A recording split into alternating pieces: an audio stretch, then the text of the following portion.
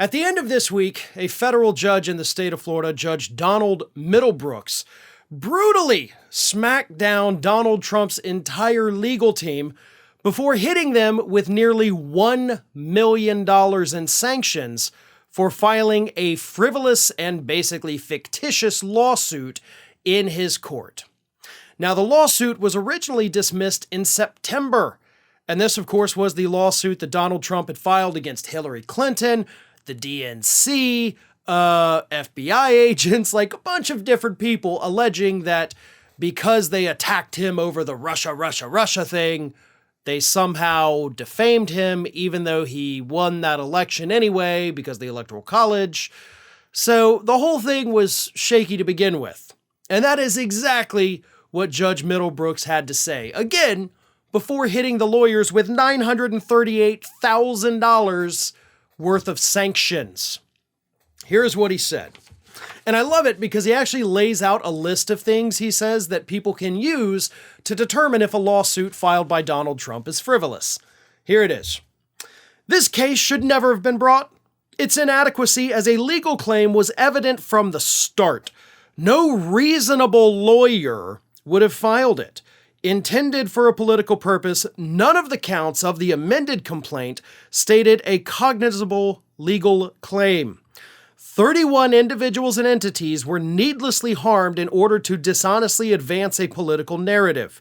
A continuing pattern of misuse of the courts by Mr. Trump and his lawyers undermines the rule of law, portrays judges as partisans, and diverts resources from those who have suffered actual legal harm.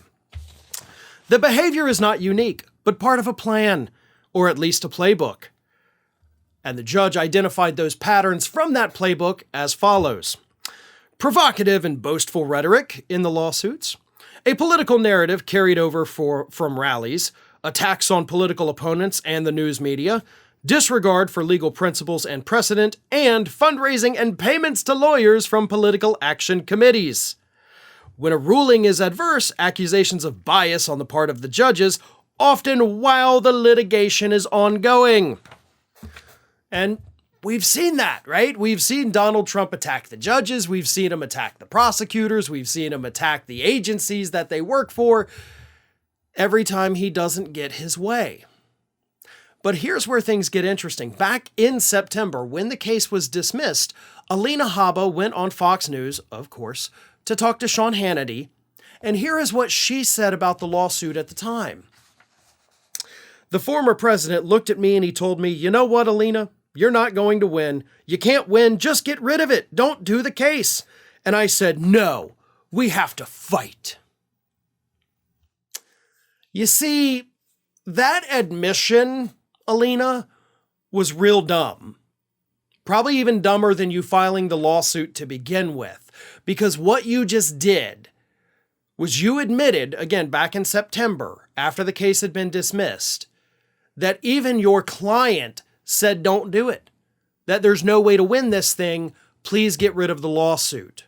So if what you were saying right there on Sean Hannity's program is true, then yeah, the judge actually should have hit you with even bigger sanctions. If your own client told you to drop the suit and you didn't, that might actually be grounds for legal malpractice.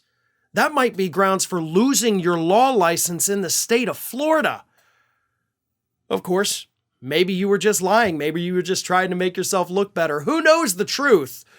But at least as of now, you're going to have to pay close to $1 million, you and the rest of the legal team, because you filed this lawsuit that, as the judge said, any reasonable lawyer would have known better. And again, this is just yet another lesson for Donald Trump's lawyers, current and present and future. Because listen up, guys. This is what happens. They just got sanctioned in New York, or they're about to get sanctioned in New York, excuse me. Now they just got sanctioned in Florida. They've been sanctioned in other states. Some of them have lost their law licenses altogether. There is no happy ending in this for you. Get out while you still can. And of course, get out while you still got a little bit of money in your pockets. Hi, everyone. This here is little Athena. And Athena would like to know why you haven't subscribed to Fair and Balanced yet. So please, don't let Athena down. Subscribe today.